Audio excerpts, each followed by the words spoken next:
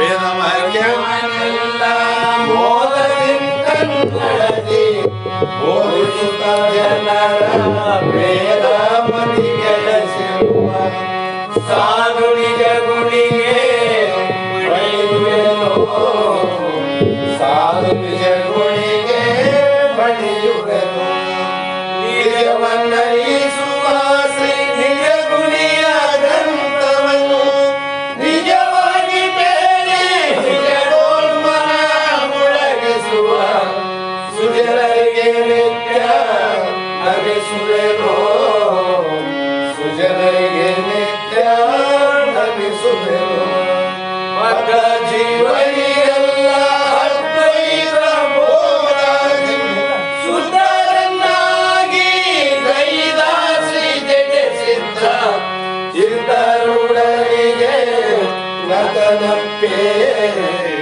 ಸಿದ್ಧರುಡರಿಗೆ ನತನಪ್ಪೆ ಬಾಳ ಬಲ ವೇದಾಂತಕ್ಕೆ ಸರಿ ಬಾಳ ಗಜ್ಜನೆ ಕೇಳೋ ನನಗ ಬಾಳ ಕೂತಲಿಪ್ಪವೇ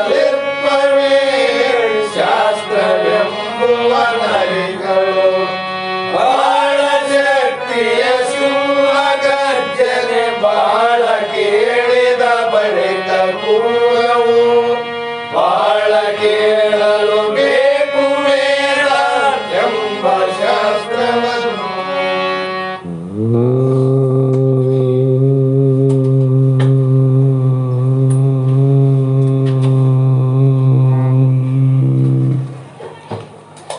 ಗುರುವೇ ಸರ್ವಲೋಕಾನಾಂ ವಿಸಜೇ ಭವರೋಗಿಣಾಂ ನಿಧಯೇ ಸರ್ವವಿದ್ಯಾನಾಂ ದಕ್ಷಿಣಮೂರ್ತಯೇ ನಮಃ ಸಿದ್ಧ ಸದ್ಗುರುಪಾದಾಬ್ಜಂ ಜನನೀ ಜನಕಸ್ತತಃ ತತ್ತೋಪದೇಶಕರ್ತಾರಂ ನತ್ವಾ ಭಕ್ತಿಪುರಸ್ವರಂ ಜಗದಾದಿ ಜಗದ್ಗುರು ಸಿದ್ಧಾರೂಢ ಮಹಾಸ್ವಾಮಿಗಳ ಶ್ರೀಪಾದ ಪದ್ಮಗಳಿಗೂ ಆರೂಢ ಜ್ಯೋತಿ ಶಿವಪುತ್ರ ಮಹಾಸ್ವಾಮಿಗಳ ಶ್ರೀಪಾದಗಳಿಗೂ ಶ್ರೋತ್ರಿಯ ಬ್ರಹ್ಮನಿಷ್ಠ ಬ್ರಹ್ಮಲೀನ ಸದ್ಗುರು ಬಸವಾನಂದರ ಚರಣ ಕಮಲಗಳಿಗೂ ಅನಂತ ದೀರ್ಘ ದಂಡ ಪ್ರಣಾಮಗಳನ್ನು ಸಮರ್ಪಿಸುತ್ತ ಸದ್ಗುರು ಸಿದ್ಧಲಿಂಗಪ್ಪ ತಾತ ಕಪಗಲ್ ಇವರನ್ನು ಮನದೋಳು ಧ್ಯಾನಿಸುತ್ತ ತಮ್ಮೆಲ್ಲರಿಗೂ ವಂದಿಸುತ್ತ ಈ ದಿನ ಇಲ್ಲಿಯ ಪರ್ಯಂತರವಾಗಿ ಶ್ರೀಮನ್ ನಿಜಗುಣ ಯೋಗಿಗಳು ಜಗತ್ ಕಲ್ಯಾಣಕ್ಕಾಗಿ ಭವರೋಗಿಗಳ ಉದ್ಧಾರಕ್ಕಾಗಿ ಕರುಣೆಯಿಂದ ಬೋಧಿಸಿದಂಥ ಪರಮಾನುಭವ ಬೋಧಿ ಎನ್ನುವ ಗ್ರಂಥದ 6ನೆಯ ಸಂಧಿಯ 10ನೆಯ ಸೂತ್ರ ಇಂದಿನ ಆಧಾರದ ವಿಷಯವಾಗಿದ್ದು, ನಿನ್ನೆಯ ಪರ್ಯಂತರವಾಗಿ ಯಾವ ಆಧ್ಯಾತ್ಮಿಕ ಅಧಿಕಾರಿಗಳು ಯಾರು ಅಂದರೆ, ಯಾರಿಗೆ ಜನನ ಮರಣದಿಂದ ಬೇಸತ್ತು ಈ ನರಕ ಲೋಕದಿಂದ ಪಾರಾಗಿ ಭವಸಾಗರದಷ್ಟು ಸಂಸಾರದ ದುಃಖವನ್ನು ಕಳೆದುಕೊಂಡು ಪರಮಾನಂದ ಪ್ರಾಪ್ತಿ ರೂಪವಾದ ಆನಂದವನ್ನು ಪಡಿಬೇಕು ಅನ್ನುವುದೇ ಮುಮುಕ್ಷುಗಳ ಲಕ್ಷಣ. ಅಂಥ ಮುಮುಕ್ಷುಗಳು ಏನು ಮಾಡ್ತಾರೆ ಜಗತ್ತಿನಲ್ಲಿ ಅಂದರೆ, ಒಬ್ಬ ಶ್ರೋತ್ರಿಯ ಬ್ರಹ್ಮನಿಷ್ಠನಾದ ತನ್ನ ಸ್ವರೂಪ ಸಾಕ್ಷಾತ್ಕಾರವನ್ನು ಮಾಡಿಕೊಂಡು ತನಗೆ ಜನನ ಮತ್ತು ಮರಣ ವಿಕಾರ ಇಲ್ಲದೆ ಜನನ ಮರಣ ರಹಿತನಾಗಿ ಏಕಂ ಏವಂ ಅದ್ವೈತ ಪರಬ್ರಹ್ಮ ನಾನೇ ಅಂತ ನಿಶ್ಚಯ ಜ್ಞಾನ ಯಾರಿಗೆ ಆಗಿದೆಯೋ ಅಂಥಪ್ಪ ಸದ್ಗುರುವಿಗೆ ಶರಣು ಹೋಗಿ ಆ ಗುರುವಿನ ಗುಲಾಮನಾಗಿ ಗುರುವಿನ ಸೇವಾದಿಗಳನ್ನು ಮಾಡಿ ಆತ ಉಪದೇಶ ಮಾಡುವಂಥ ತತ್ವಮಸಿ ಮಹಾವಾಕ್ಯದ ಲಕ್ಷಾರ್ಥವನ್ನು ಸಂಗ್ರಹಿಸಿ ಈ 25 ತತ್ವಗಳಿಂದ ಕೂಡಿದಂಥ ಯಾವ ದೇಹ ಇದು ಒಂದು ಮನೆಯಂತೆ, ಒಂದು ಮರದಂತೆ, ಇದೆಲ್ಲವೂ ಜಡವಾಗಿದ್ದು ಈ ದೇಹದಲ್ಲಿ ಎಲ್ಲವನ್ನ ತಿಳಿಯುವಂಥ ಆತ್ಮ ಸ್ವರೂಪದ ಜ್ಞಾನ ಏನುಂಟು ಆ ಜ್ಞಾನವೇ ನೀನು ಅಂತ ಹೇಳುವ ಸದ್ಗುರುವಿನ ಉಪದೇಶವನ್ನು ಆಲಿಸಿ ಆಗಲೇ ಹೌದು ನರರಿಗೆ ಮುಕ್ತಿ ಅಂತ ಎಲ್ಲರೂ ಹೇಳ್ತಾ ಬಂದಾರ. ಆದ್ರೆ ಅಂಥ ಸದ್ಗುರುವಿನ ಉಪದೇಶವನ್ನು ಆಲಿಸಿ ಆಗಲೇ ಹೌದು ನರರಿಗೆ ಮುಕ್ತಿ ಅಂದರೆ ಉಪದೇಶ ತಗೊಂಡ್ರೆ ಮುಕ್ತಿ ಆಗ್ತದ ಅಂತ ಅರ್ಥ ಮಾಡಬಾರ್ದು. ಉಪದೇಶ ಕೊಟ್ರೆ ಗುರು ಆಗ್ತಾನಂತ ಅರ್ಥ ಮಾಡಬಾರ್ದು. ಅವರಿಬ್ಬರ ಮಧ್ಯದಲ್ಲಿ ಸಂಸಾರ ನಡಿಬೇಕು. ಸಂಸಾರ ಕಾರಣ ಮಗಳ ಮತ್ತು ಮಗನ ಮದುವೆಯನ್ನು ಮಾಡಿದಾಗ ತಾಳಿ ಕಟ್ಟಿದರೆ ಮಾತ್ರಕ್ಕೆ ಸಂಸಾರ ಮುಗಿಲಿಲ್ಲ. ಬೇರೆ ಬೇರೆ ಮನೆಯಲ್ಲಿ ಇರುವಂಥ ಹುಡುಗ ಹುಡುಗಿ ತಾಳಿ ಕಟ್ಟಿದ ಮೇಲೆ ವಿಶ್ವಾಸದಿಂದ ಸತಿಪತಿಗಳಾಗಿ ಅವರು ಬಹುಕಾಲ ಏಕಾಂತಂದ್ರೆ ಒಂದೇ ಕಡೆ ಇದ್ದು ಸಂಸಾರ ಮಾಡಿದಾಗ ಮುಂದೆ ಮಕ್ಕಳಾಗ್ತವ, ಮರಿಗಳಾಗ್ತವ, ಸಂಸಾರ ಬೆಳೀತದೆ, ಲೋಕ ಉದ್ಧಾರ ಆಗ್ತದೆ. ಮದುವೆ ಆದ ತಕ್ಷಣ ಇವೆಲ್ಲ ಆಗ್ತವೇನು? ಆಗೋದಿಲ್ಲ. ಅದೇ ಪ್ರಕಾರವಾಗಿ ಅಂಥಪ್ಪ ಮುಮುಕ್ಷು ನಾ ಮುಕ್ತಿಯನ್ನೇ ಪಡಿಬೇಕು, ಆ ಭಗವಂತನನ್ನು ಸಾತ್ಕಾರ ಮಾಡಿಕೊಳ್ಳಬೇಕು, ಛಲವುಳ್ಳವನಾದಂಥ ಶಿಷ್ಯ ಅಂಥ ಸಾಮರ್ಥ್ಯವುಳ್ಳಂಥ ಗುರುವಿನಲ್ಲಿ ಉಪದೇಶ ತಗೊಂಡ ಮೇಲೆ ಶಿಷ್ಯ ಉಪದೇಶ ತಗೊಂಡು ತನ್ನ ಮನೆ ಕುಂತ ಅಂದ್ರೆ ಹುಡುಗಿ ತವ್ರ ಮನೆಗಿದ್ದಂಗ. ಉಪದೇಶ ಕೊಟ್ಟ ಗುರು ಮಠದಾಗಿದ್ರೆ ಅವನು ಮನೆಯಲ್ಲಿದ್ದಂಗ. ಹುಡುಗ ಮನೆಯಲ್ಲದ, ಹುಡುಗಿ ಮನೆಯಲ್ಲ. ಸಂಸಾರ ಏನಾಯ್ತು? ಕೆಟ್ಟ ಹೋಗ್ತದ, ಹಾಳಾಗಿ ಹೋಗ್ತದ, ಇಲ್ಲ ಡೈವರ್ಸ್ ಆಗ್ತವ. ಒಬ್ಬರ ಆನಂದ ಮತ್ತೊಬ್ಬರಿಗೆ ಆಗಲಿಕ್ಕೆ ಸಾಧ್ಯ ಇಲ್ಲ. ಅದೇ ಪ್ರಕಾರವಾಗಿ ಇಲ್ಲಿ ಅಂಥಪ್ಪ ಶಿಷ್ಯನಾದವನು ಮೋಕ್ಷದ ಅಪೇಕ್ಷೆಯನ್ನು ಇಟ್ಟುಕೊಂಡು ಗುರು ಹೇಳಿದಂಥ ವೇದಾಂತ ಶಾಸ್ತ್ರದ ಶ್ರವಣಾದಿಗಳನ್ನು ಮಾಡಿ ಕೇಳಿದ್ದನ್ನ ಹೌದೋ ಅಲ್ಲೋ ಅಂತ ವಿಚಾರವನ್ನು ಮಾಡಿ ಆ ವಿಚಾರ ದ್ವಾರದಿಂದ ಹೌದು ನಾನೇ ಪರಮಾತ್ಮನಿದ್ದೇನೆ, ನಾನೇ ದೇವರಿದ್ದೇನೆ, ನಾನೇ ದೈವವಿದ್ದೇನೆ, ನಾನೇ ಜನನ ಮರಣ ರಹಿತವಾದ ಪರಮಾತ್ಮನೇ ಅಂತಕ್ಕಂಥ ದೃಢ ಅಪರೋಕ್ಷ ಜ್ಞಾನ ಶಿಷ್ಯಗಾಗಬೇಕಿಲ್ಲ. ಶಿಷ್ಯ ಇದು ಆಗಬೇಕಾಗಿತ್ತು ಅಂದ್ರೆ ಗುರುವಿನ ಉಪದೇಶದಲ್ಲಿ ಅಂಥ ತಾಕತ್ತಿರಬೇಕು. ಗುರುವಿಗೆ ನಾನು ಹುಟ್ಟುತ್ತೇನೆ, ನಾ ಸಾಯ್ತೀನಿ, ಮತ್ತು ದೇವರು ಬಹಳ ಅವಂತ ಅತಿಗೆ ದೇವರ ಕಲ್ಪನೆ ಇದ್ದಾಗ ನಾನೇ ದೇವರಂತ ಅತಿ ಹೆಂಗೆ ತಿಳ್ಕೊಂತಾನ? ಸಾಧ್ಯ ಇಲ್ಲಲ್ಲ. ಹಾಗಾಗಿ ಅಂಥಪ್ಪ ಜ್ಞಾನಿಗಳಿಗೆ ಜಗತ್ತಿನಲ್ಲಿ ಏನಂತ ಕರೆದ್ರು ಅಂದರೆ ಅವರಿಗೆ ಸದ್ಗುರುಗಳು, ಅವರೇ ಸಮರ್ಥರು, ಅವರೇ ಬೋಧಕರು, ಅವರೇ ಉಪದೇಶಕರು ಅಂತ ಹಲವು ರೀತಿ ವ್ಯಾಖ್ಯಾನವನ್ನು ಮಾಡ್ತಾ ಬಂದರು. ಆದರೂ ಕೂಡ ಇಲ್ಲಿ ಎಲ್ಲಿವರೆಗೂ ಮಾಡಬೇಕು ಅಂದರೆ ಮುಮುಕ್ಷಿ, ಮೋಕ್ಷದ ಅಪೇಕ್ಷೆ ಉಳ್ಳವನು, ಮುಮುಕ್ಷಿ, ಅಭ್ಯಾಸಿ, ಅನುಭಾವಿ ಇನ್ನೂ ದೇಹ ಬಿಡತನ ಅವರಿಗೆ ಕಾರ್ಯ ಅವರು ಚಿಂತನೆಗಳನ್ನು ಮಾಡಬೇಕು, ಒಳ್ಳೆಯ ಕರ್ಮಗಳನ್ನು ಮಾಡಬೇಕು, ಪುಣ್ಯ ಕಾರ್ಯಗಳನ್ನು ಮಾಡಬೇಕು, ಅದು ನಿಷ್ಕಾಮದಿಂದ ಮಾಡಬೇಕು. ಇಂಥೆಲ್ಲ ಕಾರ್ಯಗಳನ್ನು ಅವರು ಮಾಡಬೇಕು. ಆದರೆ ಆರೂಢನಿಗೆ ಒಂದು ಕ್ರಿಯೆ ಇಲ್ಲ. ಆರೂಢನಾದವನಿಗೆ ಏನು ಮಾಡೋದಿಲ್ಲ. ಯಾಕಂದ್ರೆ ತಾನೇ ಪರಮಾತ್ಮಗನ, ತಾನೇ ಬ್ರಹ್ಮಗನ, ತಾನೇ ದೇವರಾದಾಗ ಇನ್ನೊಂದು ಮಾಡೋ ಅವಶ್ಯಕತೆ ಏನಾದ? ಹಾಗಾಗಿ ನಿನ್ನೆವರೆಗೆ ಹೇಳಿದರು, ಇವತ್ತು ವರ ಮುಮುಕ್ಷಾದಿಗಳಿಗೆ ಕರ್ಮ ನಿರತ ಆ ಪರಮ ಆರೂಢನಿಗೆ ಒಂದು ಕ್ರಿಯೆ ಇಲ್ಲ ಅಂದರು.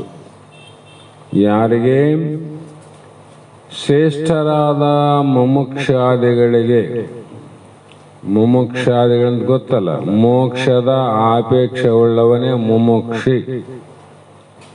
ಭೋಗದ ಆಪೇಕ್ಷೆ ಉಳ್ಳವನು ಅವನು ಭೋಗಿಯೇ ವಿನಃ ಅವನು ತ್ಯಾಗಿ ಆಗಕ್ಕೆ ಬರಂಗಿಲ್ಲ. ಅವನಲ್ಲಿ ವಿವೇಕ ಇಲ್ಲ, ಅವನಲ್ಲಿ ವೈರಾಗ್ಯ ಇಲ್ಲ, ಅವನಲ್ಲಿ ಶಮೆ, ದಮೆ, ತಿತಿಕ್ಷೆ ಯಾವೂ ಇರೋದಿಲ್ಲ. ಸುಮ್ಮನೆ ನಾವು ಲೋಕದವರ ಮುಂದೆ ನಾವು ಬಹಳ ಮಾತಾಡಿದ್ರೆ ವೈರಾಗ್ಯಶಾಲಿಗಳು ಆಗೋದಿಲ್ಲ. ನಿಜವಾದ ವೈರಾಗ್ಯ ನಮ್ಮಲ್ಲಿ ಬರಬೇಕು, ನಿಜವಾದ ತಿತಿಕ್ಷೆ ನಮ್ಮಲ್ಲಿ ಬರಬೇಕು, ನಿಜವಾದ ಸಮಾಧಾನ, ಶಾಂತಿ, ಮೋಕ್ಷದ ಅಪೇಕ್ಷೆ ನಮ್ಮಲ್ಲೇ ಹುಟ್ಟಬೇಕು ವಿನಃ ಬಾಯಲ್ಲಿ ಹೇಳಿ ನಮ್ಮಲ್ಲಿ ಬರದೇ ಇದ್ರೆ ಇವ್ಯಾವ ಉಪಯೋಗ ಆಗೋದಿಲ್ಲ. ಸುಮ್ಮನೆ ಉದರ ಪೋಷಣಂ ಬಹುಕೃತ್ಯ ವೇಷಂ. ಬದುಕಲಿಕ್ಕಾಗಿ ಬಹು ವೇಷಗಳನ್ನು ಹಾಕಿಕೊಂಡು ಅವರವರಿಗೆ ತಕ್ಕಂತೆ ಜಾತಿಗೊಂದು ನೀತಿಯ ಮಾತನ್ನು ಹೇಳ್ತಾ ನಮ್ಮ ಕುಲ ಶ್ರೇಷ್ಠ, ನಿಮ್ಮ ಕುಲ ಶ್ರೇಷ್ಠ, ನೀವು ಕಡಿಮೆ, ನಾವು ಹೆಚ್ಚು, ನಮ್ಮದೇ ಸರಿಯಾದ ಮಾರ್ಗ, ನಿಮ್ಮದು ಸರಿಯಾದ ಮಾರ್ಗ ಅಲ್ಲ ಅಂತ ತರ್ಕ ಮಾಡಕ್ಕೆ ಏನು ಹೊರಟಾರಲ್ಲ, ಇವರೆಲ್ಲ ತರ್ಕವಾದಿಗಳ ವಿನಃ ನಿಜವಾದ ಜಿಜ್ಞಾಸುಗಳಲ್ಲ ಅಂತಿವ್ರು. ನಿಜವಾಗಿ ಮೋಕ್ಷ ಬೇಕಾಗಿಲ್ಲ, ಬರೇ ಚಟಕ್ಕಾಗಿ ಬೇಕಾದವರು. ಹಾಗಾಗಿ ಇಲ್ಲಿ ಮುಮುಕ್ಷು, ಅಭ್ಯಾಸಿ, ಅನುಭಾವಿಗಳಿಗೆ ಕಾಯದಿಂದ ಅಂದರೆ ಶರೀರದಿಂದ, ಮನಸ್ಸಿನಿಂದ ಮತ್ತು ವಾಣಿಯಿಂದ ಏನಾದರೂ ಕೂಡ ಆತ ಮಾಡಬಹುದು. ಶರೀರದಿಂದ ಕ್ರಿಯೆ, ವಾಣಿಯಿಂದ ಕ್ರಿಯೆ ಅದ. ಈ ಶರೀರಕ್ಕೂ ವಾಣಿಗೂ ಮೂಲ ಕಾರಣ ಯಾರು ಅಂದರೆ ಮನಸ್ಸು. ಈ ಮನಸ್ಸು ಸೂಕ್ಷ್ಮ ಕ್ರಿಯೆ ಮಾಡಿದ ಕಾರಣ ನೀವು ಮನೆ ಬಿಟ್ಟು ಮಠಕ್ಕೆ ಬಂದಿರಿ. ಮನಸ್ಸು ಹೋಗೋಣದಕ್ಕೆ ಬಂದಿರೋ, ಇನ್ನು ದೇಹ ಹೋಗುವಂತ ಬಂದಿರೋ? ಮನಸ್ಸೇ ಕಾರಣ. ಅಂದರೆ ಈ ಮಾತಿಗೂ ಮನಸ್ಸೇ ಕಾರಣ. ದೇಹದ ಪ್ರತಿಯೊಂದು ಕ್ರಿಯೆಗೂ ಮನಸ್ಸೇ ಕಾರಣ. ಈ ದೇಹ ಕ್ರಿಯೆ ಮಾಡ್ತದೆ. ದೇಹ ಕ್ರಿಯೆ ಅಂದರೆ ನೀವು ಕುಂತೀರಿ, ನಿಮ್ಮ ಕಿವಿ ಕೇಳೋ ಕ್ರಿಯೆ ಮಾಡ್ತದೆ, ಕಣ್ಣು ನೋಡೋ ಕ್ರಿಯೆ ಮಾಡ್ತದ, ನಂದು ಕೇಳೋದನ್ನು ಮಾಡ್ತದ, ನೋಡೋದನ್ನು ಮಾತಾಡೋದನ್ನು ಮಾಡ್ತದ. ದೇಹದಲ್ಲಿ ಕ್ರಿಯೆ ಅನ್ನೋದಿಲ್ಲ. ಬಾಯಿ ಮಾತಾಡಕತ್ತದ, ಈಗ ಕಣ್ಣು ನೋಡಕತ್ತದ, ಕಿವಿ ಕೇಳಕತ್ತದ. ಇವು ಮೂರಕ್ಕೂ ಮೂಲ ಕಾರಣ ಯಾವುದು? ಮನಸ್ಸು. ಮನಸ್ಸಿಗೂ ಕಾರಣ ಯಾವಾಗ? ಮನಸ್ಸು ಎಲ್ಲಿವರೆಗೂ ಕಾರ್ಯ ಮಾಡ್ತದೆ ಇದು?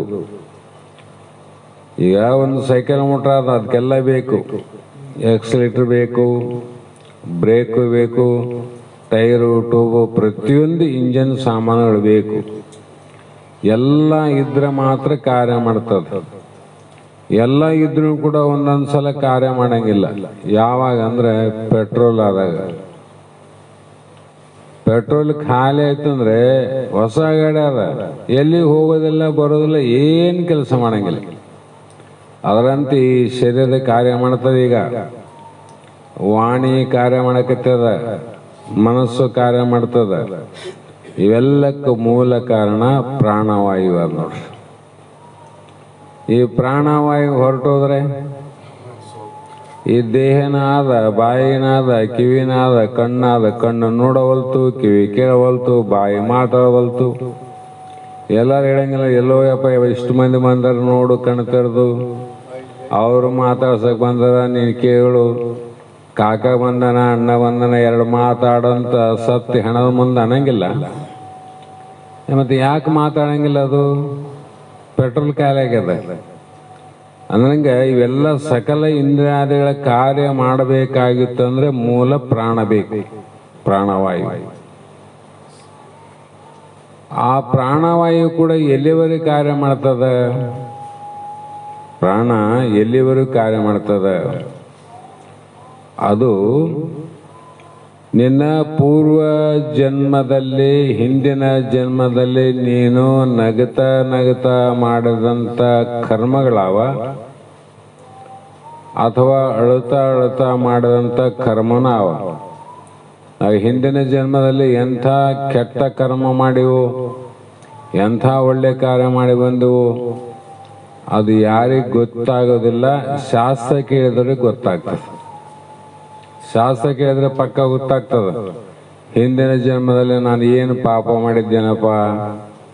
ಮತ್ತು ದಾರಿ ಹೋಗುವಾಗ ಅಂತೀವಿಲ್ಲ, ಏನು ಪುಣ್ಯಾತ್ಮರಪ್ಪ, ಏನು ಪುಣ್ಯ ಮಾಡಿದ್ದಾರು, ಅವ್ರ ಮನೆ ನೋಡಿ ಎಷ್ಟು ದೊಡ್ಡದದ, ಅವ್ರ ಮೇಲೆ ಕಾರುಗಳೆಷ್ಟು, ಅವ್ರ ಮೇಲೆ ಆಳುಗಳೆಷ್ಟು, ಅವ್ರ ಮನೇಲಿ ಸಿರಿ ಎಷ್ಟು, ಸಂಪತ್ತೆಷ್ಟು ಅಂತ ಅನ್ನಂಗಿಲ್ಲ. ಅವರು ಪಾಪ ಮಾಡ್ಯಾನ ಮಗ ಅದಕ್ಕೆ ಬಂದದಂತ ಅಂತೀವಿ ನಾವು. ಏನು ಪುಣ್ಯಾತ್ಮರಪ್ಪ, ಹಿಂದ ಏನು ಪುಣ್ಯ ಮಾಡಿದ್ದಾರು ಅಂತ ಹೇಳ್ತೀವಿಲ್ಲ. ಶಾಸ್ತ್ರ ಕೇಳಿಲ್ಲ, ಆದ್ರೆ ಬಾಯಲ್ಲಿ ಹೇಳಿಸ್ತದ ನೋಡು, ಬಾಯಲ್ಲಿ ಹೇಳಿಸಲಿಲ್ಲ. ಮತ್ತು ಇನ್ನೊಂದು ಉದಾಹರಣೆ, ಪುಣ್ಯ ಮಾಡಿದವರು ಕಥೆ ಅದಾದ್ರೆ, ಅದತ್ತ ದೋಷವನೋ ದರಿದ್ರೋ ಭವತಿ ಅಂತ ಶ್ರುತಿಗಳು ಬರೆದವ, ನಮ್ಮ ಇತಿಹಾಸನೇ ಬರೆದವ, ನಮ್ಮ ಪಂಚಾಂಗ ಅದು. ಈ ದೇಹ ಬಿಟ್ಟು ಈ ಜನ್ಮದಲ್ಲಿ ಬಂದಾಗ ಈ ಪಂಚಾಂಗ ಏನು ನೋಡ್ತೀವಲ್ಲ, ಈಗಿನ ಕರ್ಮಗಳು, ಹಿಂದಿನ ಜನ್ಮದ ಜಾತಕ ಹೇಳ್ತೇವೆ ನಾವು. ಯಾರಲ್ಲಿಗನ ಪುರಾಣ ಪಂಚಾಂಗ ಕೇಳಕ್ ಹೋಗ್ರಿ, ಎಷ್ಟು ಗಳಿಗೆ ಹುಟ್ಟಿದ, ಯಾವ ವಾರ ಅಂದಾಗ ಅದನ್ನ ತಿಥಿ ವಾರ ನಕ್ಷತ್ರ ನೋಡಿ ಆಗ ನಿಂದು ಹಿಂಗಾದ ಹಂಗಾದ ಅಂತ ಹೇಳ್ತಾರೆ. ಆ ಪ್ರಶ್ನೆ ಬೇರೆ, ಅದೊಂದ್ ಕಡೆ ಇರ್ಲಿ. ವೇದಾಂತ ಶಾಸ್ತ್ರಕ್ಕೆ ಅದಕ್ಕೆ ಸಂಬಂಧ ಇಲ್ಲ. ವೇದಾಂತ ಎಲ್ಲವನ್ನ ದಾಟಿ ಹೋದಿದ್ದು. ಈ ವೇದಾಂತ ಶಾಸ್ತ್ರ ಏನ್ ಹೇಳ್ತದ, ಹಿಂದಿನ ಜನ್ಮದಲ್ಲಿ ನೀ ಏನು ಮಾಡಿದ್ದೆ ಅಂತ ಹೇಳ್ತದ. ಅದತ್ತ ದೋಷಣ ದರಿದ್ರೋ ಭವತಿ ಅಂತ ಬರೆದಲ್ಲ ಅವರು. ಏನ್ ನೋಡಿ ಬರೆದ್ರು? ಪಾಪಾನುಗುಣದಿಂದ ಗಿಡಮರ ಕ್ರಿಮಿಯಾಗಿ, ಕೀಟ ಪತಂಗಾದಿಯಾಗಿ, ಆಪಕ್ಷ ಕುಲವಾಗಿ, ಮೇಲಾ ಮೃಗಜಾತಿಯಾಗಿ ಅವ್ರು ಬರೆದಲ್ಲ. ಇವತ್ತ ದರಿದ್ರನಾಗಿ ಹುಟ್ಟಿದ ತಕ್ಷಣ ಭಿಕ್ಷೆ ಬೇಡ್ತಾನ ಪಾಪ. ಅಂದ್ರೆ ಭಗವಂತ ನಾನು ಹೋದ ತಕ್ಷಣ ಭಿಕ್ಷೆ ಬೇಡಂಗಾಗಬೇಕಂತ ಭಗವಂತನಲ್ಲಿ ಕೇಳಿ ಹುಟ್ಟೇನೆ. ಅವನು ಯಾರು ಕೇಳಿ ಹುಟ್ಟಿಲ್ಲ. ಶ್ರೀಮಂತರಾಗಿ ಹುಟ್ಟಬೇಕು, ಒಳ್ಳೆ ಧರ್ಮಿಷ್ಠರಾಗಬೇಕು, ಇನ್ನೂ ಒಳ್ಳೆಯವರು ಆಗ್ಬೇಕಂತ ತಂದೆ ತಾಯಿಗಳು ಗರ್ಭದಾಗಿದ್ದವನು ಅದನ್ನೇ ಕೇಳ್ಯಾರ ದೇವ್ರನ್ನ. ಅಪ್ಪ ಪರಮಾತ್ಮ ದೇವರೇ, ನನ್ನ ಹೊಟ್ಟೆಯಲ್ಲಿರುವಂಥ ಶಿಶು ಗಟ್ಟಿಯಾಗಿ ಹುಟ್ಟಿ ಬರಲಿ, ಅದು ಬಹಳ ಪೂರ್ಣ ಅಂಗಾಂಗಗಳಿಂದ ಸುಂದರವಾಗಿರಲಿ, ಇದರ ಭವಿಷ್ಯ ಚೆನ್ನಾಗಿರಲಿ, ಬಡತನ ಬರದಂತೆ ವಿದ್ಯಾವಂತನಾಗಿ ಬುದ್ಧಿವಂತನಾಗಿ ಹುಟ್ಟಿದ ಮನೆಗೂ ಜಗತ್ತಿಗೆ ಕೀರ್ತಿ ತರುವಂಥವನು ಹುಟ್ಟಲಂತ ಬೇಡಿವಿಲ್ಲೆಲ್ಲರೂ. ಎಷ್ಟು ಮಂದಿ ಮನೆಗೆ ಹುಟ್ಟ್ಯಾರಂಥವ್ರು ಕೇಳಿದೇನೆ ಬರಬರೇ ಅದ. ಆದ್ರೆ ಹುಟ್ಟಿದವರು ಅದು ಎಷ್ಟು ಮಂದಿ ಯಾರ? ಯಾಕೆ ಹುಟ್ಟಲಿಲ್ಲ ಕೇಳಿಲ್ಲ ನಾವು? ದೇವರು ಕೇಳಿದ್ರೆ ಕೊಡ್ತಾನಂತೀವಲ್ಲ, ಇಲ್ಲಿ ಕೇಳಿದ್ದಿಲ್ಲ. ಇಲ್ಲಿದ್ರೆ ಹುಟ್ಟಿದ ಮೇಲೆ ನಾನಾ ಪ್ರಕಾರ ಹುಟ್ಟುತ್ತಾವ. ಒಂದು ಕೈ ಇರಂಗಿಲ್ಲ, ಒಂದು ಕಾಲು ಇರಂಗಿಲ್ಲ, ಕೆಲವೊಂದಕ್ಕೆ ಕಣ್ಣು ಇರಂಗಿಲ್ಲ, ಕೆಲವು 3 ಕಾಲು ಇರ್ತಾವ. ಅವು ಶ್ರೀಮಂತಾಗಿ ಒಳ್ಳೆ ಮಗ ಹುಟ್ಲಂತೀವಿ. ಹುಟ್ಟಿದ ತಕ್ಷಣ ಬೆಳೆದಂಗೆಲ್ಲ ಕಳ್ತನ ಮಾಡಕ್ ಹೋಗ್ತಾನ ಅವನು. ಯಾಕೆ ಹಿಂಗಾಗ್ತದಂದ್ರೆ ಪೂರ್ವಜನ್ಮ ಕೃತಂ ಪಾಪಂ. ಹಿಂದಿನ ಜನ್ಮದಲ್ಲಿ ಮಾಡ್ಯಾನ ಅವನು. ಆ ಮಾಡಿದ್ದನ್ನ ಉಣ್ಣೋದಕ್ಕೋಸ್ಕರವಾಗಿ ಈ ಜನ್ಮದಲ್ಲಿ ಈ ದೇಹವನ್ನು ತೊಡ್ಕೊಂಡು ಬಂದಾನ. ನಾವು ಹಂಗೆ ಬಂದೀವಿ, ನಮ್ಮನ್ನು ಬಿಟ್ಟಲ್ಲ.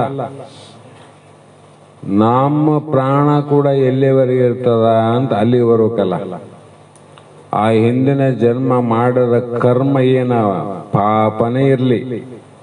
ಪಾಪ ಅಂದ್ರೆ ಇಲ್ಲಿ ದುಃಖ ಅಂತ ಹಚ್ಕೋಬೇಕು, ಪುಣ್ಯ ಅಂದ್ರೆ ಸುಖ ಅಂತ ಹಚ್ಬೇಕು.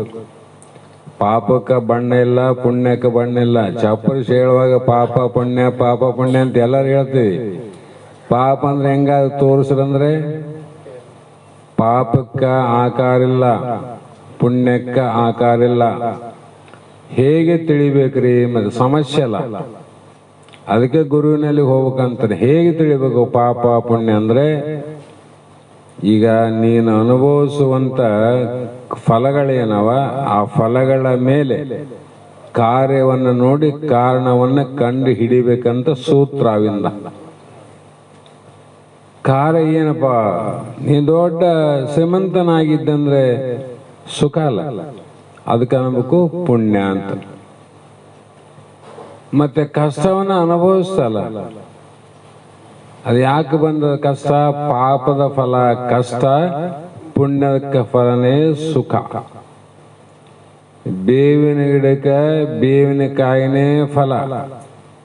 ಏನು ಮಾವಿನಕಾಯಿ ಆಗ್ತಾವ ಅನ್ನೋದಕ್ಕೆ? ಮಾವಿನ ಗಿಡಕ್ಕೆ ಮಾವಿನ ಹಣ್ಣೇ ಫಲ. ಮಾವಿನ ಗಿಡದಲ್ಲಿ ಬೇವಿನಕಾಯಿ ಆಗೋದಿಲ್ಲ, ಬೇವಿನ ಗಿಡದಲ್ಲಿ ಮಾವಿನ ಹಣ್ಣಾಗೋದಿಲ್ಲ ನೋಡ್ರಿ. ಯಾಕ್ರಿ? ಆಗ್ಬೋದಾಗಿತ್ತಲ್ಲ ಅಂದ್ರೆ ಹಂಗಾಗ್ತದ? ಹುಚ್ಚ ಅಂತಾರ. ಬೀಜದಲ್ಲಿ ಏನಾದ, ಬೀಜದಲ್ಲಿ ಇದ್ದದ್ದೇ ಮರದಲ್ಲಿ ಆಗ್ತದ. ಬೀಜ ಅಂದ್ರೆ ಕಾರಣ. ಆ ಕಾರಣ ಬೀಜದಲ್ಲಿ ಏನಾದ, ಕಹಿ ಆದ ಮರ ಅದಲ್ಲ. ಬೇವಿನ ಗಿಡ ಕಹಿ ಆದಿಲ್ಲ. ಎಲ್ಲಿ ಕಹಿ ಆದ್ರಿ ಅಂದ್ರೆ ಆದಿಯಿಂದ ಅಂತ್ಯದವರೆಗೆ ಕಹಿ. ಆದಿ ಅಂದ್ರೆ ಬೇರು. ಬೇರನ್ನು ತೆಗೆದು ಬಾಯಿ ಹಿಡ್ಗರಿ ತುತ್ತುದು ವಿಷ. ಹೌದಿಲ್ಲ? ಬಡ್ಡೆಗೆ ನೋಡ್ರಿ ಅಲ್ಲಿ ವಿಷ, ಬೇವಿನ ಕಡ್ಡೆಗೆ ನೋಡ್ರಿ ವಿಷ, ಬೇವಿನ ಹಣ್ಣಿನ ನೋಡ್ರಿ ವಿಷ. ಆದ್ರೆ ಸಿಹಿ ಎಂಬುದೇನ ನಾದೇನು? ಏನೇನೋ ಒಂದು ಚೂರನ್ ಇರ್ಬೇಕಲ್ಲ ನಡುವು ಮಧ್ಯದಲ್ಲಿ, ಇರಕ್ ಬರೋದಿಲ್ಲ. ಕಾರಣದಲ್ಲಿ ಏನಾದ ಅದೇ ಕಾರ್ಯಲ್ಲಿ ಇರ್ತದ. ನೀನು ಹಿಂದಿನ ಜನ್ಮದಲ್ಲಿ ಏನು ಮಾಡಿದೆ ಕಾರಣ, ಪಾಪದ ಕಾರಣ ಮಾಡಿದ್ದೆ ಅಂದ್ರೆ ಸಾಯೋತನ ದುಃಖದಲ್ಲೇ ಕೈ ತೊಳಿಬೇಕು ವಿನ ಸುಖ ಬಯಸದೆ ಬರೋದಿಲ್ಲ. ತಿಳ್ಕೊಬೇಕು ನಾವು. ಸುಖ ಬಯಸದೆ ಬರೋದಿಲ್ಲ. ಮಾವಿನ ಗಿಡದ ಸಮೀಪ ಹೋಗಿ ನೋಡ್ರಿ, ಅಲ್ಲಿ ವಿಷಯ ಏನು ನಾದೇನು?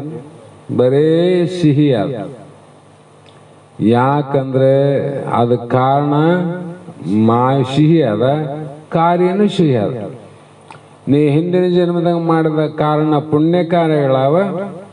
ಈ ಜನ್ಮದಲ್ಲಿ ಕೂಡ ನೀನು ಅದರ ಫಲವೇ ಸುಖವನ್ನು ಅನುಭವಿಸ್ತಿ. ನಿನಗೆಲ್ಲ ಸಾಥಿ ಕೊಡ್ತಾವ. ಮನೆಯಲ್ಲೇ ಇರು, ಹೆಂಡ್ರೇ ಇರಲಿ, ಮಕ್ಕಳೇ ಇರಲಿ, ಅಣ್ಣ ಇರಲಿ, ತಮ್ಮ ಇರಲಿ, ಸೊಸೆ ಇರಲಿ, ಅತ್ತೆ ಇರಲಿ, ಮುತ್ತೆ ಇರಲಿ, ಯಾರೇ ಇದ್ರೂ ಕೂಡ ನಿಂದ ಹಿಂದಿನ ಜನ್ಮದ ಪುಣ್ಯ ಇತ್ತು ಅಂದ್ರೆ ನಿನ್ನ ತೊಟ್ಟಲಲ್ಲಿ ಹಾಕಿ ತೂಗ್ತಾರೆ. ನಿನ್ನ ತೊಟ್ಟಲಲ್ಲಿ ಹಾಕ್ಬಂದು ತೊಟ್ಟಲಾಗ ಹಾಕ್ಬೇಕ ನಿನಗೆ. ಅಂದ್ರೆ ಒಬ್ಬ ಕೂಶನ ಯಾವ ರೀತಿ ಜೋಪಾನ ಮಾಡ್ತಾರ ಅದೇ ರೀತಿ ಮುಪ್ಪಾವಸ್ಥೆಗೆ ಬಂದರೂ ಕೂಡ ಒಬ್ಬ ಶಿಶುವನಂತೆ ನೋಡ್ತಾರ. ಒಂದು ವೇಳೆ ಅವರು ನೋಡದಿದ್ರು ಪರವಾಗಿಲ್ಲ, ಭಗವಂತ ಒಂದು ನಿನ್ನ ನೋಡ್ತಾನ. ಯಾರೋ ಪರಮಾತ್ಮ. ಎಷ್ಟೋ ಮಂದಿ ಹೆಂಡ್ರ ಮಕ್ಕಳು ಇಲ್ಲವರಲ್ಲ, ಅವ್ರಿಗೆ ಯಾರು ರಕ್ಷಣೆ ಮಾಡಕತ್ತಾರೆ ಇವತ್ತು? ಪರಮಾತ್ಮ, ಭಗವಂತ.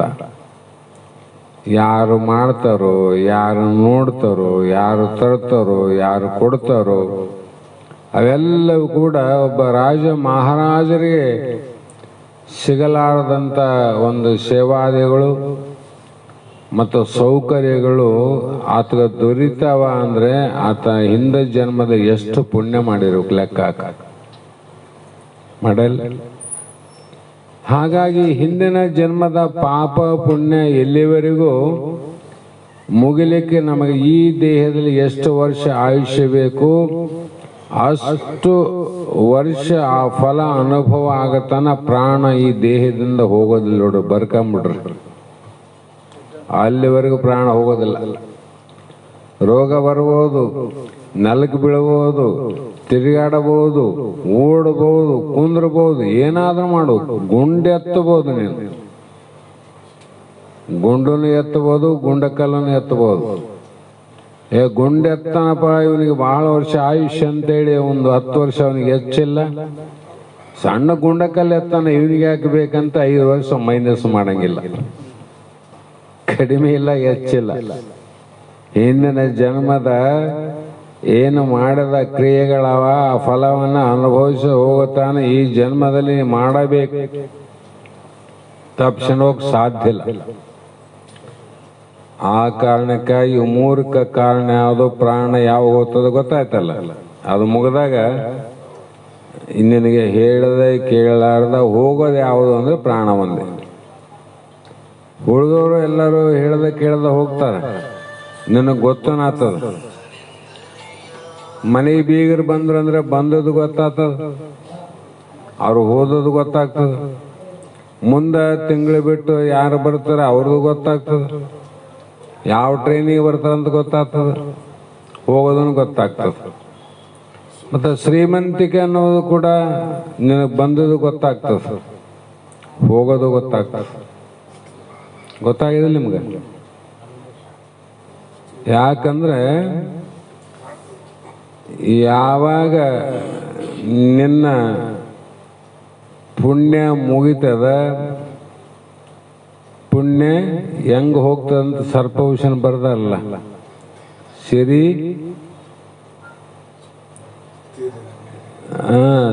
ಸಿರಿ ಸತಿಸುತ್ತವು ಹಿತವೆಂದು ನೆರೆನಂಬಿಕೆಡಬೇಡ. ಯಾಕಂದ್ರೆ ನಿನ್ನ ಸಿರಿ ಹೆಂಗ ಹೋಗ್ತದಂದ್ರೆ, ಎಣ್ಣೆಯಲ್ಲಿ ದೀಪ ಹಾಕ್ತೀವಿ, ಆ ಎಣ್ಣೆ ಇರ್ತದ. ಆ ದೀಪ ಯಾವಾಗ ಆರ್ತದ ಅಂದ್ರೆ, ಎಣ್ಣೆ ದೀಪದಲ್ಲಿ ಎಣ್ಣೆ ಯಾವಾಗ ಕಡಿಮೆ ಆಗ್ತದ, ದೀಪ ನಂದಿ ಹೋಗ್ತದ. ಯಾರು ಹೇಳಬೇಕಲ್ಲ, ತಾನೇ ಆರು ಬಿಡ್ತದ. ಅದರಂತೆ ನಮ್ಮ ಪುಣ್ಯ ಗಳಿಸಿದ್ದು ಧನ ಕನಕ ಯಾವ ಸಂದರ್ಭದಲ್ಲಿ ಹೆಂಗ್ ಹೋಗ್ತದ ಗೊತ್ತಿಲ್ಲ. ಎಷ್ಟೋ ಮಂದಿ ಗಳಿಕೆ ಆಯ್ತು 10 ಲಕ್ಷ 20 ಲಕ್ಷ ಅಂತ ಅನ್ಕೊಂಡು ಅನ್ನೋದ್ರಾಗಾಗಿ 2-3 ದಿನ ದವಾಖಾನೆಗೆ ಹೋಗಿ 10 ಲಕ್ಷ ಖರ್ಚು ಮಾಡೋ ಪ್ರಸಂಗ ಬರ್ತಾವ. ಎಷ್ಟು ಮಂದಿ ಆಗ್ಯಾವ. ಏನು ಬೈ ವರ್ಷ ಸಾಲಿಲ್ಲ ಸೂಲಿಲ್ಲ, ಭಾಳ ಚಂದ ಇಟ್ಟನ ಭಗವಂತ, ಆರಾಮಿದ್ವಿ, ಇನ್ಮೇಲಂತೂ ಏನಿಲ್ಲ ಅಂದ್ಕೊಂಡಿರ್ತೀವಿ. ಅದು ಯಾವುದೋ ಒಂದು ಬರ್ತದ, ಮತ್ತೆ 1 ಎಕರೆ 2 ಎಕರೆ ಹೊಲ ಮಾರಂಗ ಆಗ್ತದ. ಇವನು ಗೊತ್ತಾಗ್ತಾವ. ನಮ್ಮ ಪುಣ್ಯ ತೀರದ ಮೇಲೆ ನಿನ್ನಯ ಸಂಪತ್ತು ಎಣ್ಣೆ ಮುಗಿದ ದೀಪದಂತೆ ತಣ್ಣಗಾಗುವುದು ಒಂದು ಇವನು ಗೊತ್ತಾಗ್ತಾವ. ಆದ್ರೆ ನಮ್ಮ ಆಯುಷ್ಯ ಯಾವಾಗ ಓದ್ತದಂತ ಗೊತ್ತಾಗ್ಯದೇನು? ಗೊತ್ತಾಗದಲ್ಲ. ಯಾಕಂದ್ರೆ ಇದು ಸೂತ್ರ ಪರಮಾತ್ಮನ ಕೈಯಲ್ಲಿ ಅದ,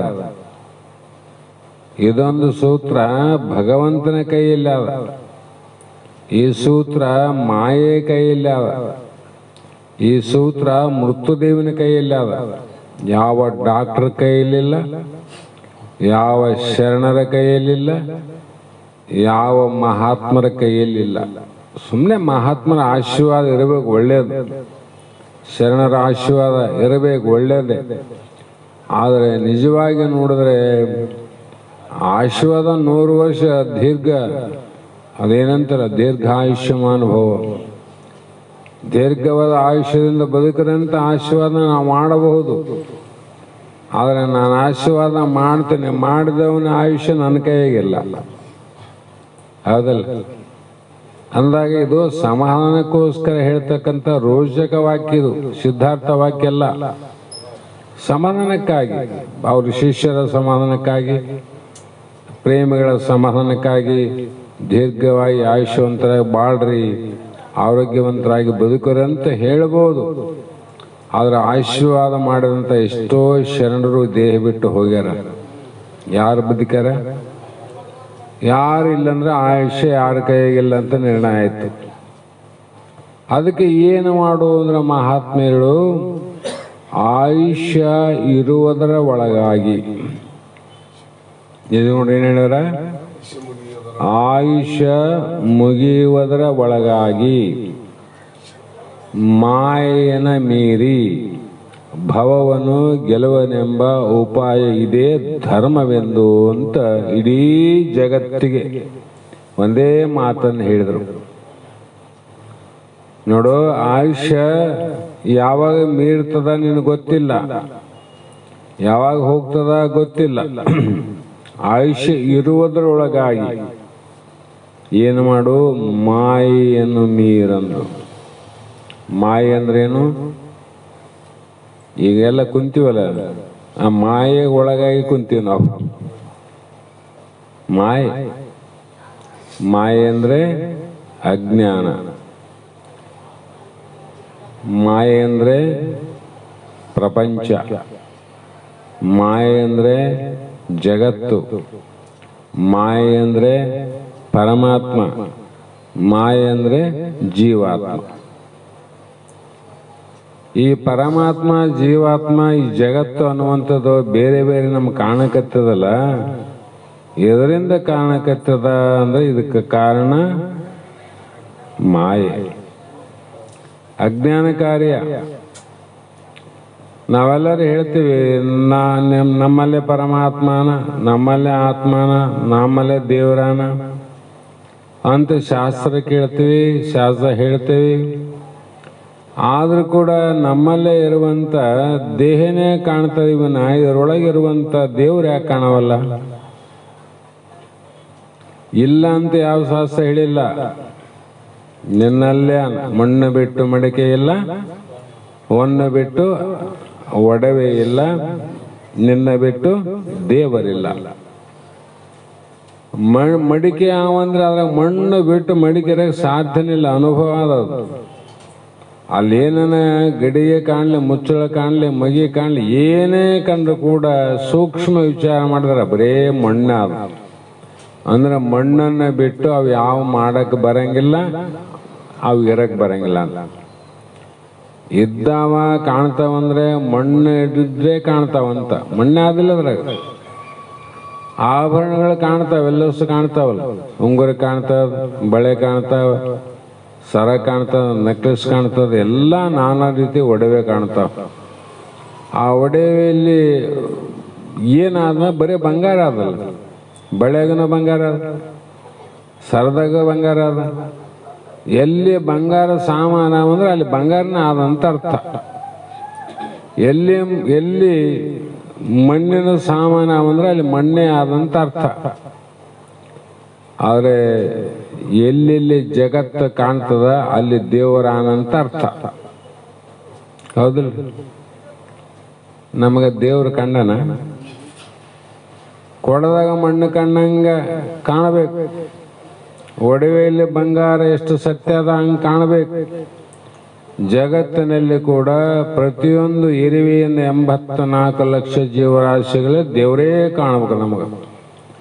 ಆ ದೇವರನ್ನ ಕಂಡ ಆತನೇ ಬ್ರಹ್ಮಜ್ಞಾನಿ, ಆ ದೇವರನ್ನೇ ಕಂಡ ಆತನೇ ಸದ್ಗುರುನಾಥ, ಆ ದೇವರನ್ನೇ ಕಂಡವರೇ ಸಂತರು, ಶರಣರು, ಮಹಾತ್ಮರು, ಜ್ಞಾನಿಗಳು. ನಮಗೆ ಯಾಕೆ ಕಾಣವಲ್ತ್ರಿ? ನಮಗೆ ಯಾಕೆ ಕಾಣವಲ್ತು, ಅವ್ರಿಗೆ ಯಾಕೆ ಕಂಡಿತ್ತು ಅಂದ್ರೆ ನಿನಗೂ ಕಂಡದ. ಈ ಎರಡು ಕಂಡವಿಲ್ಲ. ಈಗ ಆಭರಣದಾಗ ಬಂಗಾರ ಅಂತ ಕಂಡ್ರಿಲ್ಲ, ಒಪ್ಪಿಗೆ ಆದಿಲ್ಲ, ಅನುಭವ ಅದ. ಕೊಡದಾಗ ಮಣ್ಣಾದಂತ ಕಂಡ್ರಿಲ್ಲ, ಒಪ್ಪಿಗೆ ಅದ. ಮತ್ತೆ ಜಗತ್ತಿನ ದೇವರಾನಂತ ಅದ, ಇದನ್ನ ಯಾಕೆ ಒಪ್ಪವಲ್ಲಿ? ಅವೆರಡು ಒಪ್ಪಿದ್ದಿ, ಇದನ್ನ ಯಾಕೆ ಒಪ್ಪಂಗಿಲ್ಲ? ಒಪ್ಪಿದ್ರೆ 3 ಒಪ್ಪು, ಇಲ್ಲಾಂದ್ರೆ 3 ಬಿಡು. ಆದರೆ ಅವೆರಡು ಎಷ್ಟು ಸತ್ಯವ ಅದರಂತೆ ತನ್ನ ಬಿಟ್ಟು ದೇವರಿಲ್ಲ. ದೇವರು ಬಿಟ್ಟು ನಾವಿಲ್ಲ, ದೇಹ ಬಿಟ್ಟು ದೇವರು ಬಿಟ್ಟು ದೇಹ ಇಲ್ಲ, ದೇವರು ಬಿಟ್ಟು ಜಗತ್ತಿಲ್ಲ. ಆದ್ರೆ ದೇವರು ಕಾಣವಿಲ್ಲ, ಬರೇ ದೇಹ ಕಾಣ್ತದ, ಬರೇ ಜಗತ್ತು ಕಾಣ್ತದ. ಇದಕ್ಕೆ ಯಾಕ್ರಿ ಅಂದ್ರೆ ಇದಕ್ಕೆ ಮಾಯೆ ಅಂದ್ರು. ಮಾಯೆ ಒಂದು ಅಡ್ಡ, ಅದಿ ಮಾಯೆ ಅಡ್ಡ ಅದ. ಅಲ್ಲೇನು ಅಡ್ಡಿಲ್ಲ, ಸ್ವಲ್ಪ ಅವಿಚಾರ ಅಡ್ಡಿತ್ತು, ಸ್ವಲ್ಪ ಓಳ್ ಮಾಡಿದ್ರೆ ಮಣ್ಣೆ ಆದಪ್ಪ ಅಂತ ಗೊತ್ತಾಯ್ತು. ಅಲ್ಲಿ ಸ್ವಲ್ಪ ವಿಚಾರ ಮಾಡಿದ್ರೆ ಬರೇ ಬಂಗಾರ ಆದಪ್ಪ ಅಂತ ಗೊತ್ತಾಯ್ತು. ಅದು ಇಲ್ಲಿ ಸ್ವಲ್ಪ ವಿಚಾರ ಮಾಡಿದ್ರೆ ದೇವರು ಕಾಣೋದಿಲ್ಲ. ಬಹಳ ವಿಚಾರ ಮಾಡ್ಬೇಕು, ಇಲ್ಲಿ ಬಹಳ ವಿಚಾರ ಮಾಡ್ಬೇಕು. ಎಂಥ ವಿಚಾರ ಜನ್ಮ ಜನ್ಮಾಂತರ ಮಾಡಿ ಹೋಗರೆ ಎಷ್ಟೋ ಶರಣರು, ಋಷಿಗಳು, ಮಹಾತ್ಮರು ಅವರು ಕೂಡ ಎಡಿವ್ಯಾರ. ಜಡಭರಿತನ ಕಥೆ ಏನಾಯ್ತು? ಮಹಾ ಆತ್ಮಜ್ಞಾನಿ. ಅಂಥ ಆತ್ಮಜ್ಞಾನಿಗೆ ಯಾವ ಸಾಯುವ ಸಂದರ್ಭದಲ್ಲಿ ತನ್ನ ಅಡವಿಯ ಸಣ್ಣ ಕುಟೀರದಲ್ಲಿ ಸಾಕಿದಂತ ಒಂದು ಚಿಗುರೆ ತಾನು ದೇಹ ಬಿಡುವಂತ ಸಂದರ್ಭ ಬರ್ತದಂತ ಗೊತ್ತಾದಾಗ ಸುಮ್ಮನೆ ವಿಚಾರ ಮಾಡಿದ. ಆತ್ಮಜ್ಞಾನಿ ಅವನು. ಎಲ್ಲವೂ ದೇವರ ಸ್ವರೂಪ. ಚಿಗುರೆಯಲ್ಲಿ ದೇವರಾದ, ನನ್ನಲ್ಲಿ ದೇವರಾದ, ಇರುವೆಯಲ್ಲಿ ದೇವರಾದ, 84 ಲಕ್ಷ ಜೀವರಾಶಿಗಳು ದೇವರೇ ಅನ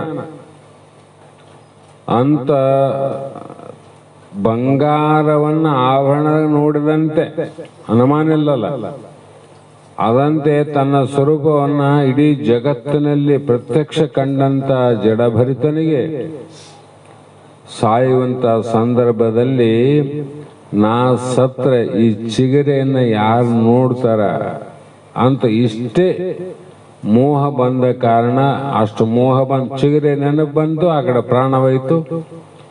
ಅಷ್ಟಕ್ಕ ಅದೇ ಸಣ್ಣ ಸಂಸ್ಕಾರ ಮುಂದಿನ 3 ಜನ್ಮ ಚಿಗುರಾಗಿ ಜನ್ಮ ಎತ್ತಬೇಕಾಯ್ತು. ಏನ್ ನೆನಪು ಬಂತತ್ಗ?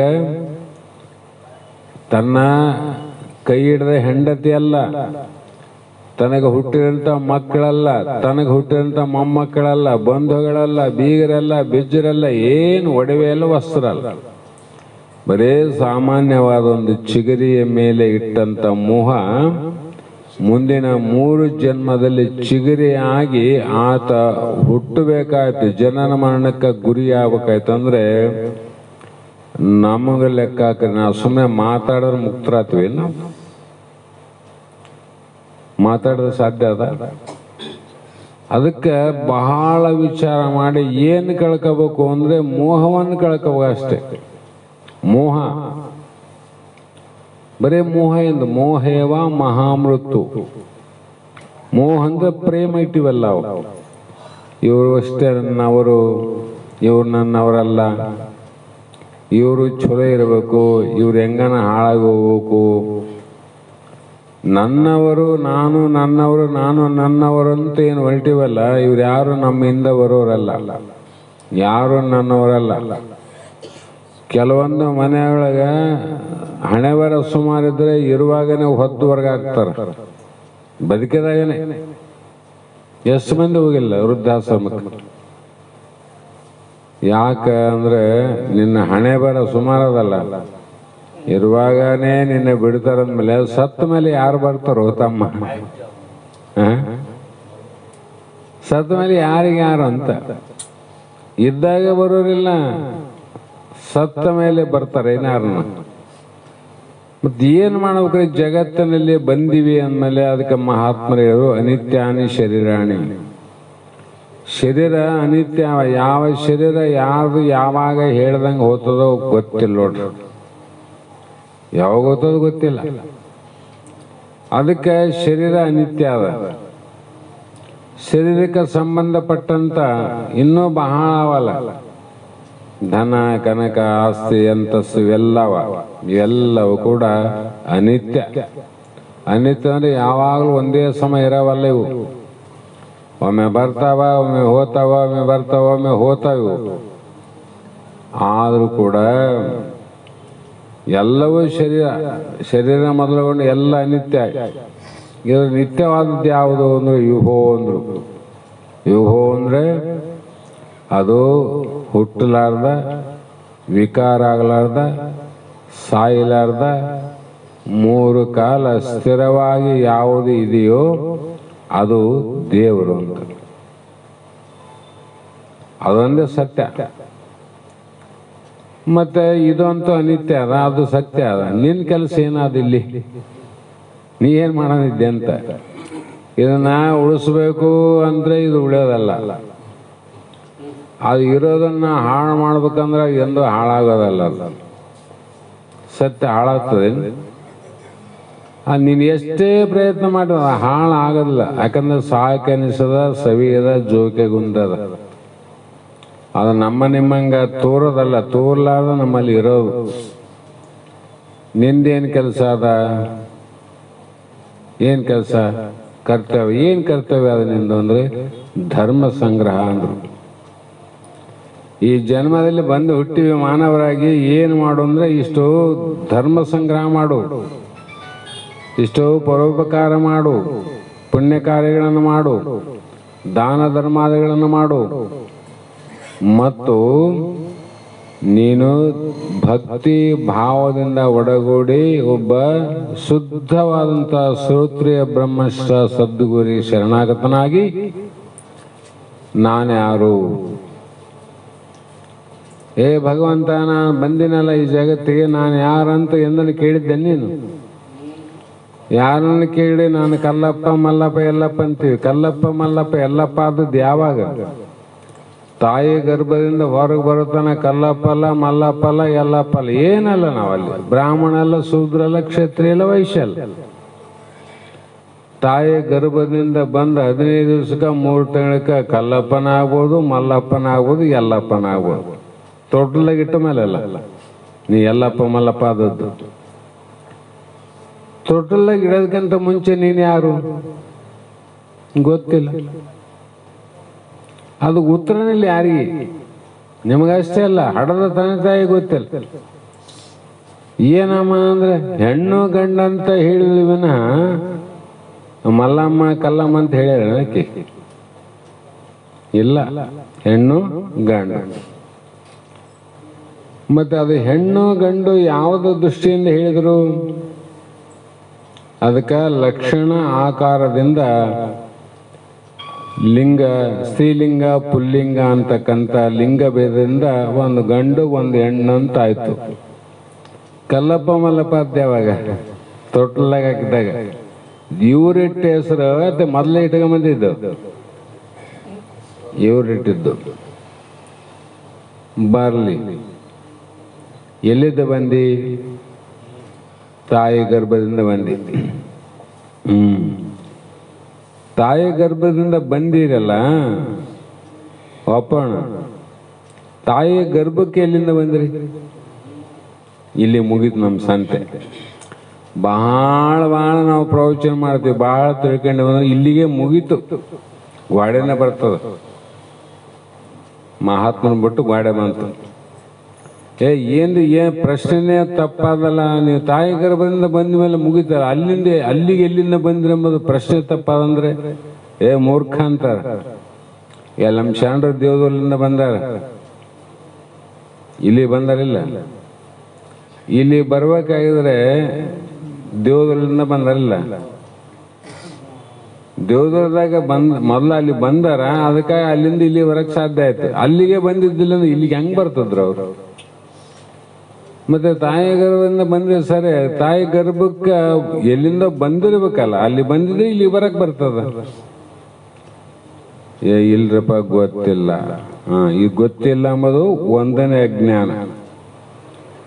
ಯಾಕೆ ಬಂದ್ರಿ ಅಂದ್ರೆ ಅವ್ರು ಹೇಳ್ತಾರ, ನಮ್ಮ ಸಂಬಂಧಿಕರ ನಾವಿದ್ದೀವಿ, ಎಲ್ಲರನ್ನ ಮಾತಾಡ್ಸ್ಕೊಂಡು ಹೋಗೋಣ ಅಂತ ಬಂದೀವಿ ಅಂತ ಹೇಳ್ತಾರ.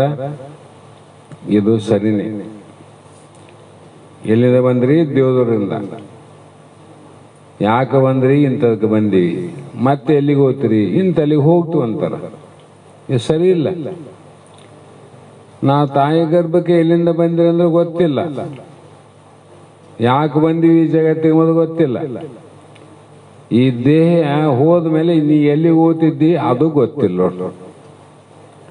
ಇವು ಮೂರು ಪ್ರಶ್ನೆಗೆ ಗೊತ್ತಿಲ್ಲ ಅನ್ನುವುದೇ ಅಜ್ಞಾನ. ಅಜ್ಞಾನ ಅಂದ್ರೆ ಏನಂತ ವಿಚಾರ ಮಾಡೋಕ್ಕಲ್ಲ, ಸುಮ್ಮನೆ ಅಜ್ಞಾನ ಅಂದ್ರೆ ಇವು ಮೂರು ಪ್ರಶ್ನೆಗಳಿಗೆ ಬಲ್ಲವರು ಕೇಳಿದಾಗ ಗೊತ್ತಿಲ್ಲ ಅನ್ನುವುದೇ ಅಜ್ಞಾನ. ಇದನ್ನ ಗೊತ್ತು ಮಾಡಿಕೊಳ್ಳುವುದೇ ಜ್ಞಾನ. ಗೊತ್ತು ಮಾಡಿಕೊಳ್ಳೋದೇ ಜ್ಞಾನ. ಇಷ್ಟೇ ಇದ್ರಾಗ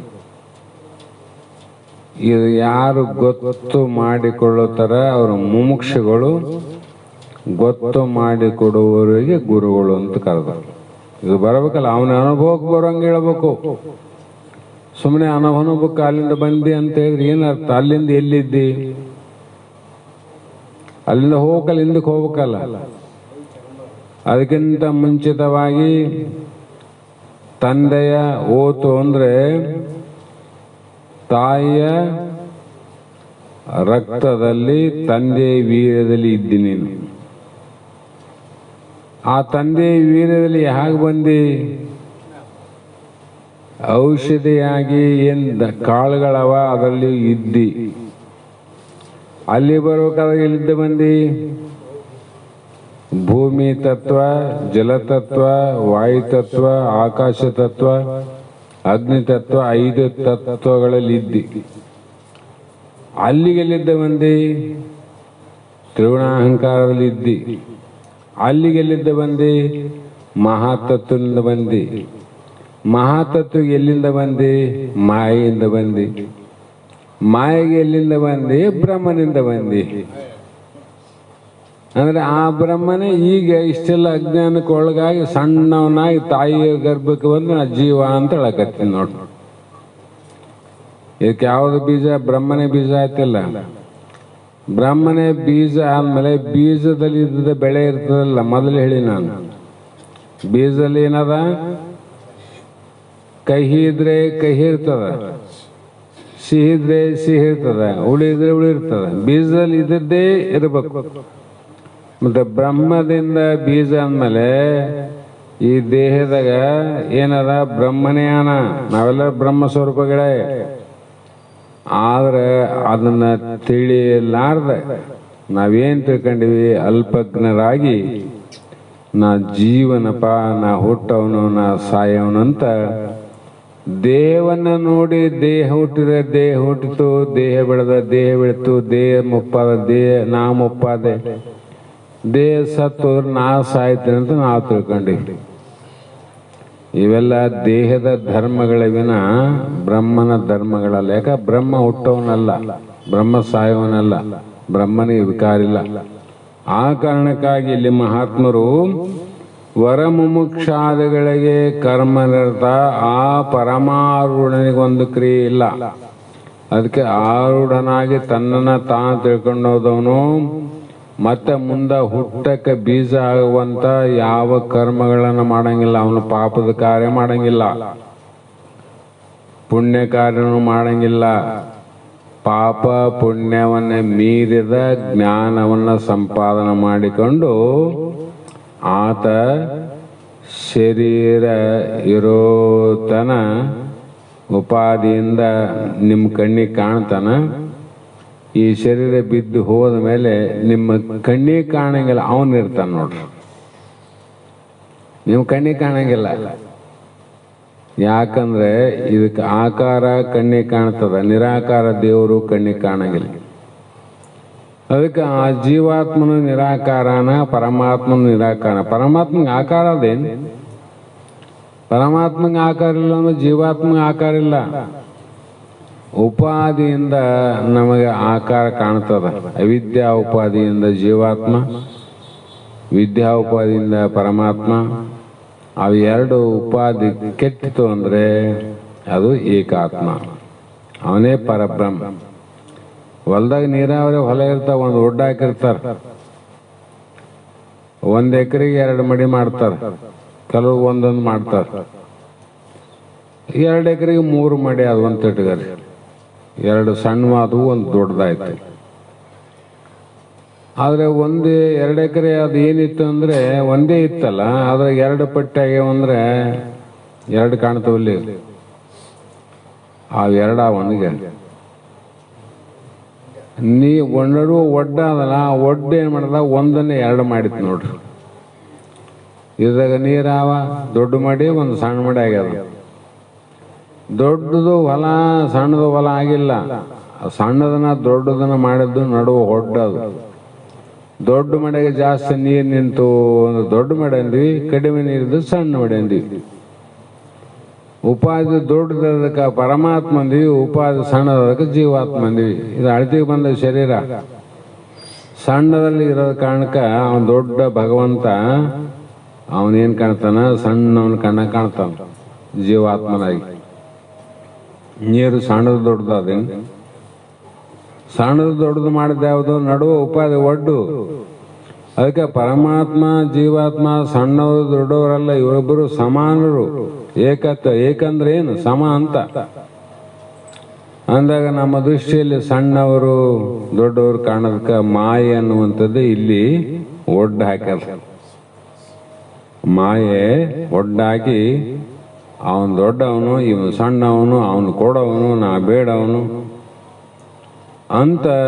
ಯಾಕೆ ಭೇದ ಬಂತು ಶಿವಜಿಯವರಲ್ಲಿ? ಭೇದ ಅಂದ್ರೆ ಅವರಲ್ಲಿ ಭೇದ ಇಲ್ಲ, ಮಾಯೆ ಭೇದ ಮಾಡಿದೆ. ಈಗ ಆ ಮಾಯೆಯನ್ನು ಮೀರಿ ಭವನು ಗೆಲುವನೆಂಬ ಉಪಾಯವಿದೆ ಧರ್ಮವೆಂದು.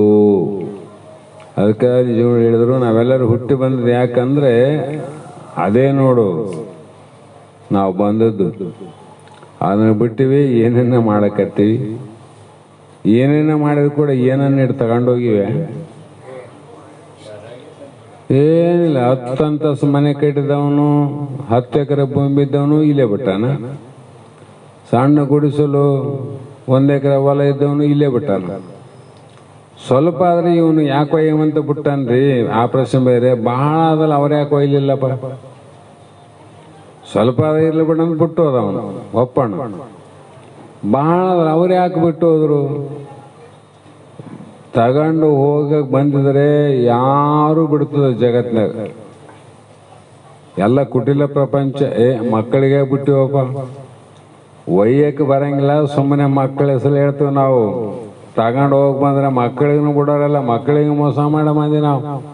ಇನ್ನು ಅಣ್ಣ ತಮ್ಮರು ಮೋಸ ಮಾಡೋದೇನು ದುಡ್ಡದು? ಊರಾಗ ವೈದ್ಯಗಳ ಮೋಸ ಮಾಡೋದೇನು ದುಡ್ಡದು? ಒಯ್ಯಕ್ಕೆ ಬರಂಗಿಲ್ಲಲ್ಲ. ಯಾರಿಗೋ ನಿನಗಾಗಿ ಮಾಡಿವಪ್ಪ ಇವ್ ಲಫಂಗ. ಯಾಕಂದ್ರೆ ಸಾಯಂಕಾಲಕ್ಕೆ ಬೇಸು ನೋಡ್ತಾನಂತೇಳಿ ಹೇಳ್ತಾನ, ಸುಮ್ಮನೆ ಹೇಳ್ತಾನ. ಒಯ್ಯಕ್ಕೆ ಬರಂಗಿಲ್ಲ, ಅವನು ಹೇಳಬೇಕು, ಇಲ್ಲವಯ್ಯಪ್ಪ ನೀ ಮಾಡಿದ್ ಏನು ಬೇಕಾಗಿಲ್ಲ ನನಗ, ದೇವರು ನಮ್ಮ ಕೈ ಕಾಲು ಕೊಟ್ಟನ, ನೀ ಮಾಡ್ದು ನೀನೇ ತಗೊಂಡು ಹೋಗು, ನಿಂದ ನಿನಗಿರ್ಲಿ ನಂದ ನನಗಿರ್ಲಿ ಅಂತ ಹೇಳಿ ಮಕ್ಕಳು ಕುಂತು ಒಯ್ತಾನ. ಇವನು ತಗೊಂಡು ಹೋಗಿ ಬರಲ್ಲ ಅಂದ್ರೆ ಕುಟಿಲ ಪ್ರಪಂಚ ಅಂತ.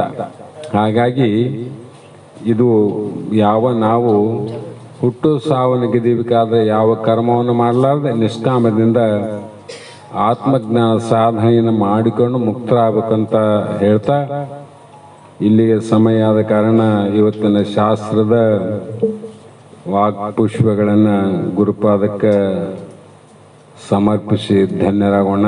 ಅದಕ್ಕಿಂತ ಮುಂಚಿತವಾಗಿ ನಮ್ಮ ವೇದಾಂತ ಬಳಗದ ಸದ್ಗುರು ಬಸವಾನಂದರ ನಮ್ಮ ಅನಿಮಿತ್ಯ ಬಂಧುಗಳಲ್ಲಿ ಅತಿ ಭಕ್ತಿ ಪ್ರೇಮ ವಿಶ್ವಾಸವನ್ನು ಇಟ್ಟುಕೊಂಡಂಥ ಶ್ರೀಮತಿ ಮಧು ಸರಿಕಾರ್ ಅವರು ಮಂಗಳವನ್ನು ಹೇಳ್ತಾರೆ. ಮಂಗಳ ಆದ ನಂತರ ವಾಕ್ಪುಷ್ಪಗಳನ್ನು ಗುರುಪಾದಕ್ಕೆ ಸಮರ್ಪಿಸೋಣ. ಹಾಡ್ತಾಯಿ ಪ್ರಾರಂಭ ಮಾಡಮ್ಮ.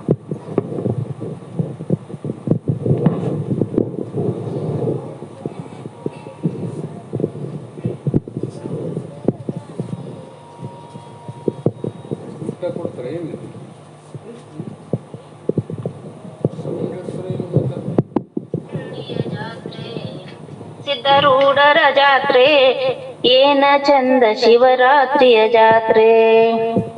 ನಾನು ಎಂಬ ಮದವನ್ನು ಬಿಟ್ಟು ತನು ಮನ ಸಿದ್ಧಗೆ ಕೊಟ್ಟು, ನಾನು ಎಂಬ ಮದವನ್ನು ಬಿಟ್ಟು ತನು ಮನ ಸಿದ್ಧಗೆ ಕೊಟ್ಟು, ಬಾರ ತೊಟ್ಟ ಬಟ್ಟೆಯಿಂದ ಬಾರ ತೊಟ್ಟ ಬಟ್ಟೆಯಿಂದ ಮುಕ್ತಿ ನಿನಗ ಸಿದ್ಧನಿಂದ.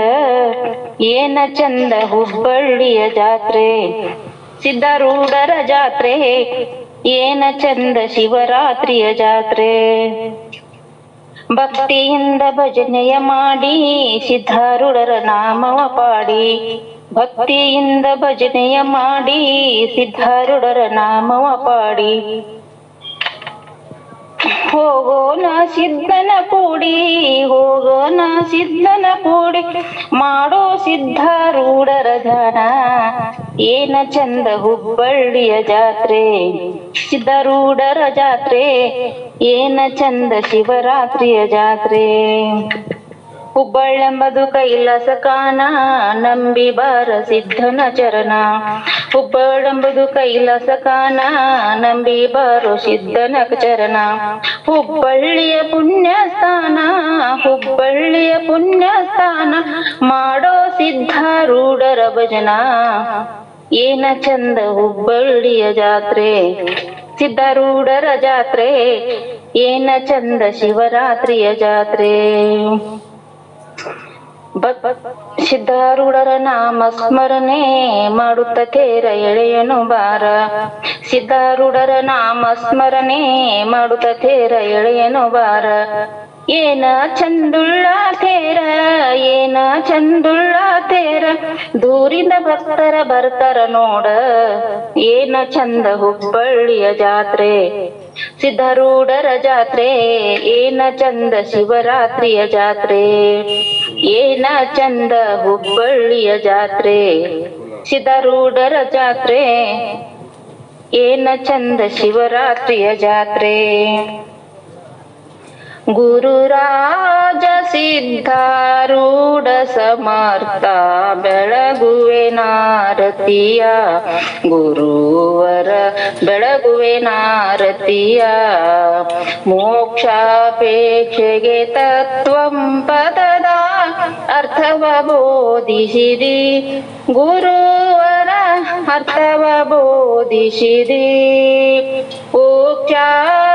ವಾಹನ ಶಂಕರ ನಾಮವು ಉಚ್ಚಾರವ ಮಾಡಿಸಿದಿ, ಗುರುವರ ಉಚ್ಚಾರವ ಮಾಡಿಸಿದಿ. ಶ್ಯಾಮಧಾಮ ಶ್ರೀರಾಮ ಭಿನ್ನ ಶಂಕರ ನೀನಿರುವಿ, ಗುರುವರ ಶಂಕರ ನೀನಿರುವಿ. ಕಾಮ ಕ್ರೋಧವನಾಶಿಸಿ ಜಗದೊಳು ಶಾಂತಿಯ ಬೀರಿದಿ, ಗುರುವರ ಶಾಂತಿಯ ಬೀರಿದಿ. ಶರಣ ಭಜಕರ ದುರಿತ ವೃಂದವ ತ್ವರಿತದಿ ನಾಶಿಸಿದಿ, ಗುರುವರ ತ್ವರಿತದಿ ನಾಶಿಸಿದಿ. ವರ ಭ್ರೂಲತಾಪುರ ದೈವದಿಂದಲೇ ನಿರುತದಿ ವಾಸಿಸಿದಿ, ಗುರುವರ ಹರುಷದಿ ವಾಸಿಸಿದಿ. ಗುರುರಾಜ ಸಿದ್ಧಾರೂಢ ಸಮರ್ಥ ಬೆಳಗುವೆ ನಾರತಿಯ, ಗುರುವರ ಬೆಳಗುವೆ ನಾರತಿಯ. ಓಂ ಚೈತನ್ಯಂ ಶಾಶ್ವತಂ ಶಾಂತಂ ವ್ಯೋಮಾತೀತಂ ನಿರಂಜನಂ ನಾದಬಿಂದು ಕಲಾತೀತಂ ತಸ್ಮೈ ಶ್ರೀ ಗುರುವೇ ನಮಃ. श्रीमद जगद्गुरु सिद्धार्थ महाराज की श्री सद्गुरु शिवपुत्र स्वामी महाराज की श्री सद्गुरु बसवानंद स्वामी महाराज की श्री सद्गुरु अभिनंदन महाराज की जय सकल साधु संत महाराज की जय मंगलम जय नमः पार्वती शिव हर महादेव।